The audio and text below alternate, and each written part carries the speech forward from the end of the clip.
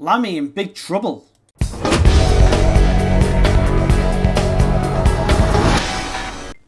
I'm going to say it again. Why can't these people just behave like normal citizens? Who do they think they are?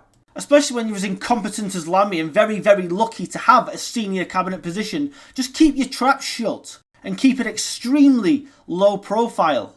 A taxi driver in Italy has alleged that David Lammy refused to pay him his fare when he drove David Lammy and his wife 360 miles from Italy to a ski resort in France, and the fare was about £600 in euros. I don't know what that is, 700 odd quid, 800 quid. The taxi driver alleges that he collected Lammy and his wife on April the 10th from Forlì, which is near Bologna, after Lammy had accompanied King Charles and Queen Camilla on a state visit. He then went to this luxury ski resort that he clearly didn't want people to know about. That's why he's taken a taxi, I'm guessing. And then Lammy refused to pay the fare, allegedly.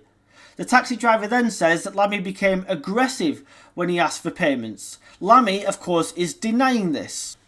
I don't know. I weren't there. Neither were you.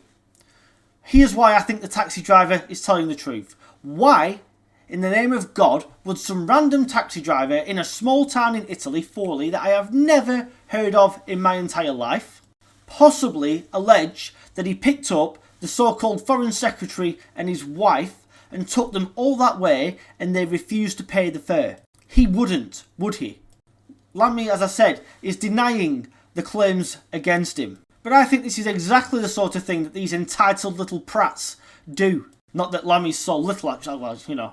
But I'm afraid he's in massive trouble here. You cannot go around treating people like this. And in my opinion, this is a resignation matter. A lot of taxis these days, don't forget, have CCTV in them. In case of incidents like this, where little shitbags decide they don't want to pay the fare for the meter that they've racked up.